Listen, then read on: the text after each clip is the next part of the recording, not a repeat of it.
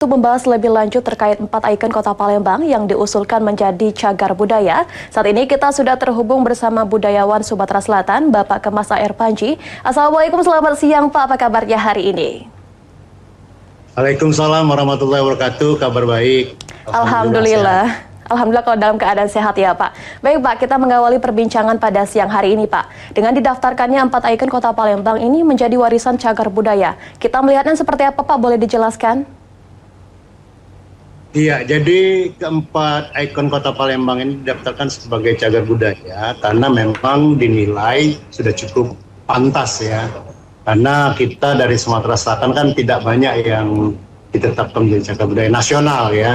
Jadi seperti ini, dalam cagar budaya itu kan ada pemeringkatan. Dari pemeringkatan tingkat kota, kemudian ke provinsi dan ke nasional.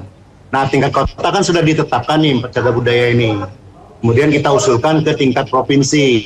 Menurut informasi dari PACB Provinsi dan Dinas Pariwisata Provinsi Sumatera Selatan, mereka sudah mengusulkan itu, ya tinggal nunggu SK-nya keluar. Insya Allah akhir tahun ini udah keluar nih SK cagar budaya tingkat provinsi. Nah, tentu kelanjutannya mereka berpikir ini layak juga diusulkan menjadi cagar budaya tingkat nasional.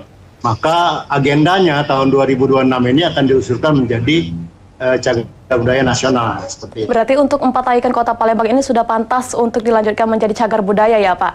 Nah Pak, kalau kita berkaitan dengan hal tersebut Pak, seberapa penting status cagar budaya nasional bagi pelestarian sejarah dan juga identitas ikon Kota Palembang menurut Bapak? Iya, sangat penting ya, karena begini, kalau cagar budaya ini tidak dilindungi, apalagi tidak ditetapkan menjadi cagar budaya, itu kan rawan atau hilang gitu kan. Karena dengan alasan bukan benda cagar budaya. Yang jelas-jelas cagar budaya aja orang berani menghilangkannya, apalagi bukan seperti itu. Nah, kita berharap itu tidak terjadi. Kedua, kalau dia dijadikan sebagai cagar budaya provinsi dan ditingkatkan menjadi cagar budaya nasional, ini menjadi kekuatan hukumnya lebih kuat lagi gitu, bahwa dia diakui secara nasional.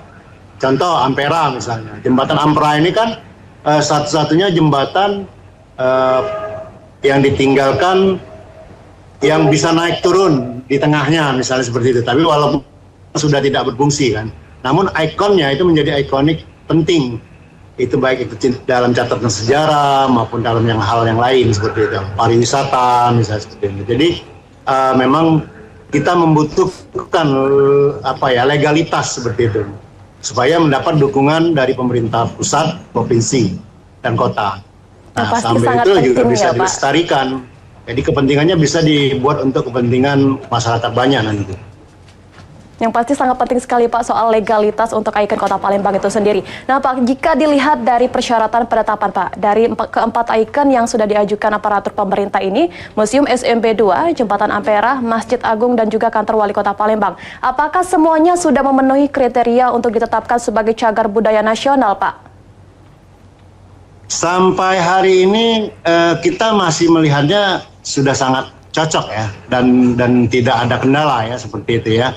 Cuman mungkin memang seperti di Masjid Agung dan beberapa tempat yang lain, misalnya Ampera itu kan sudah ada beberapa kali renovasi ya. Nah itu yang kita khawatirkan, renovasinya tidak sesuai dengan kaidah misalnya, atau menghilangkan ciri-ciri aslinya misalnya. Itu yang dikhawatirkan sebenarnya. Tapi mudah-mudahan kalau kita lihat kemarin waktu survei secara mayor ya, secara keseluruhan tidak terjadi perubahan yang signifikan. Artinya perubahan-perubahan kecil itu hanya berupa cat misalnya seperti itu. Nah itu kami menganggapnya itu masih bisa masuk seperti itu. Tapi tentu yang memutuskan nasional nanti, karena ini kan di tingkat nasional akan disidangkan di Jakarta.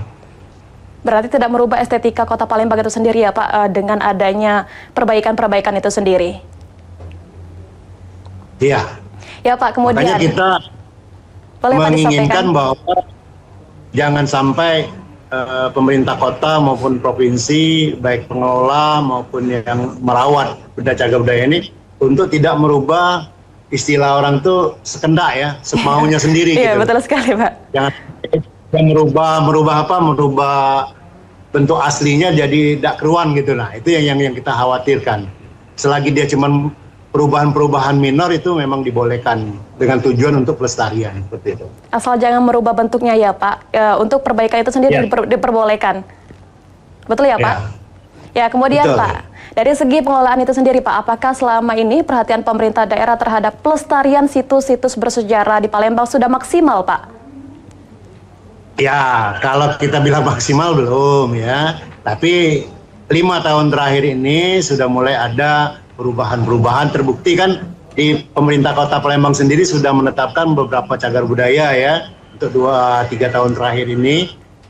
Kurang lebih kita nambah udah sekitar 9 cagar budaya. Artinya pemerintah kota sudah mulai tumbuh nih bahwa pentingnya aset cagar budaya itu untuk ditetapkan menjadi cagar budaya ini, karena kita belajar dengan, mohon maaf, kita sebut dengan kasus Cinde misalnya, dan kasus-kasus Kramajaya dan kasus-kasus yang lain. Nah, kita tidak ingin cagar budaya Kota Palembang yang sudah ditetapkan maupun yang belum, kita kan ikoniknya kan dikenal sebagai kota tua ya. Sebagai kota tua, tentu sebagai kota tua itu kan banyak benda-benda yang terkait ketuaannya itu sebenarnya. Nah, kalau semuanya dihilangkan, kita nggak bisa lagi mengklaim kita sebagai kota tua tapi semuanya baru gitu loh.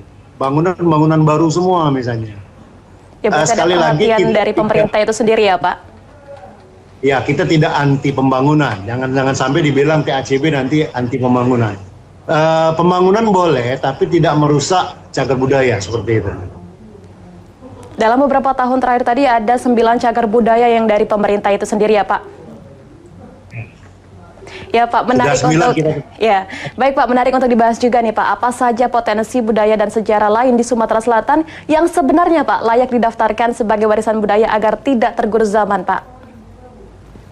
Ya, sebenarnya karena di tingkat provinsi kan punya 17 kabupaten kota ya. Artinya yang baru yang diusulkan dari Palembang. Bisa saja nanti di daerah lain, kabupaten lain itu mengusulkan juga cagar budayanya untuk menjadi cagar budaya tingkat provinsi, dinaikkan peringkatnya.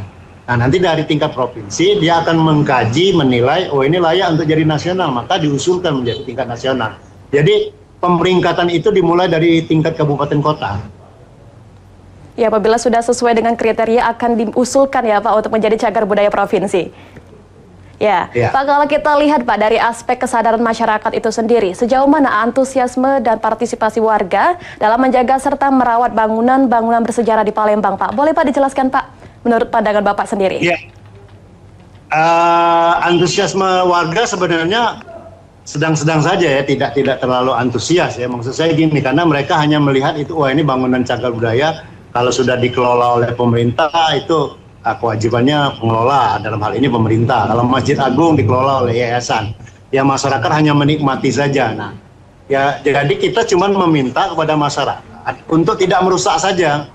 Misalnya coret-coret atau ada perusakan, vandalisme dan lain sebagainya lah seperti itu. Nah, kita meminta partisipasi masyarakat itu tidak merusak cagar budaya ini dalam bentuk ikut merusak seperti itu. Kalau soal merawat dan menjaga kan sudah ada pengelolanya masing-masing. 4 cagar budaya yang kita usulkan ini, tinggal pihak pengelola yang untuk melestarikan atau merawatnya itu. Nah, tinggal bagaimana peran masyarakat? Ya, masyarakat tidak boleh menambah kerusakan, misalnya mencoret, merusak atau apalah namanya seperti itu. Yang pasti kita menghimbau untuk masyarakat agar tidak merusak apa yang sudah dibuat ya tentunya Pak. Seperti itu. Kalau tidak bisa melestarikan, tapi harus kita jangan sampai merusak apa yang sudah diadakan, ya. Ya baik Pak, bicara soal tantangan sendiri Pak, apa kendala terbesar dalam upaya pelestarian cagar budaya saat ini Pak? Baik dari segi anggaran, pengetahuan maupun regulasi Pak. Iya, tantangan terbesarnya pertama tentu anggaran ya, seperti itu. Karena kita harus menganggarkan, menggunakan anggaran negara ini kan tidak bisa sembarangan atau tahu-tahu ada gitu kan, memang dia harus mekanismenya diusulkan, dianggarkan, baru dilaksanakan. Nah, kemudian tantangan lainnya misalnya kadang-kadang ketidakmengertian baik itu pemerintah maupun masyarakat bahwa pentingnya akan nilai cagar budaya. Sekali lagi kita sebagai kota tua tentu banyak catatan, banyak benda-benda, banyak situs yang terkait dengan kota tua itu. Nah, kita perlu jaga ini supaya brand kita sebagai kota tua itu tidak hilang seperti itu.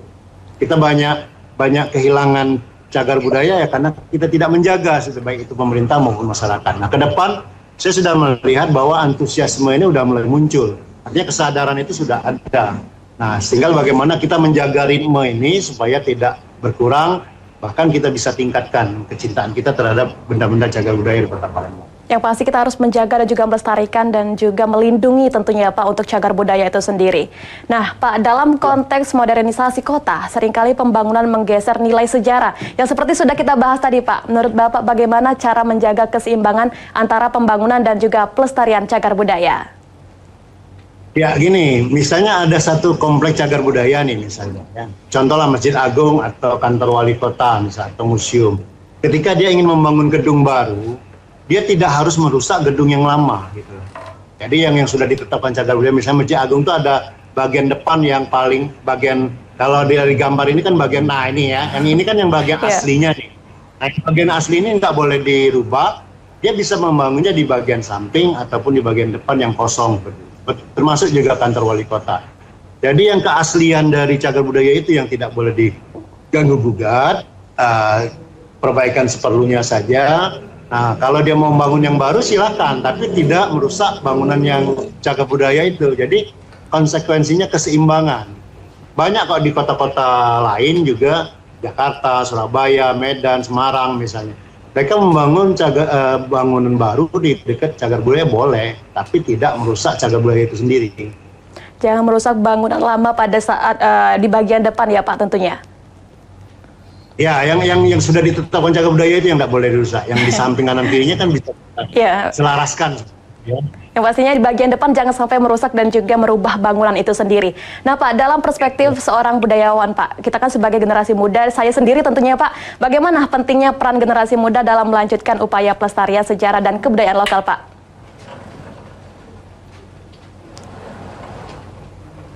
Pak Kemas? Ya, kita tetap jalan ya. Iya Pak.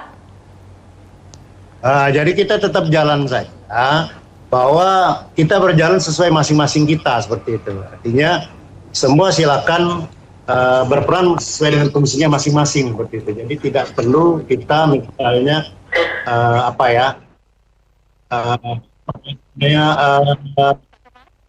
Sebelum kita lanjut Pak, boleh diaktifkan Pak untuk kameranya Pak? Iya, ini udah aktif. Ya baik Pak, boleh Pak dilanjutkan Pak? Ya, artinya begini, semua melakukan perannya sesuai dengan bidang masing-masing. Nah, artinya TACB bekerjalah sebagai tim TACB, pemerintah dia menjadi pemelihara dan regulasi, kemudian masyarakat dia berperan sebagai masyarakat, generasi muda juga seperti itu. Artinya semua kita berjalan sesuai rel kita masing-masing. Itu yang paling penting. Berjalan sesuai dengan perannya masing-masing tentunya ya Pak. Nah Pak, jika 4 ikon tersebut resmi Pak ditetapkan sebagai cagar budaya nasional, dampak apa yang bisa dirasakan oleh masyarakat terutama dari segi pendidikan dan juga pariwisata?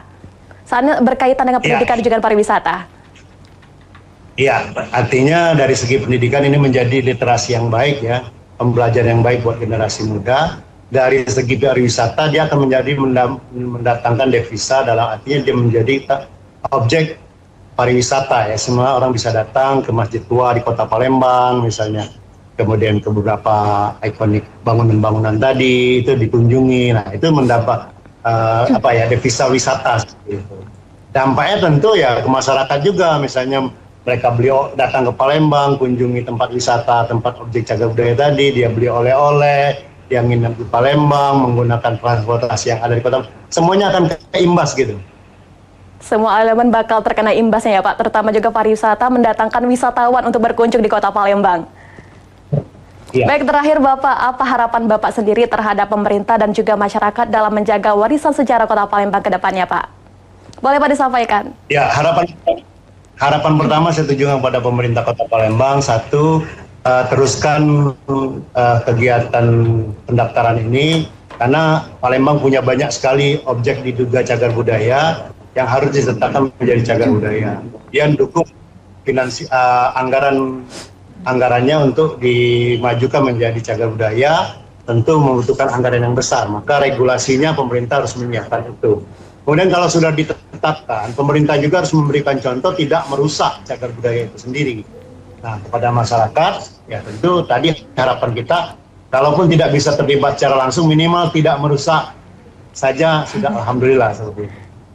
Tentunya banyak sekali harapan-harapan kita untuk kedepannya cagar budaya ini tetap terus maju ya Pak. Kita harus juga menjaga, melindungi dan juga melestarikan dan jangan sampai merusak cagar budaya yang ada. Baik, terima kasih banyak Bapak atas waktunya dan juga penjelasan yang sangat bermakna sekali. Semoga melalui pembahasan ini kita semua dapat menyadari pentingnya melindungi dan juga melestarikan ikon-ikon Kota Palembang. Terima kasih Bapak, selamat siang dan selamat melanjutkan aktivitas kembali.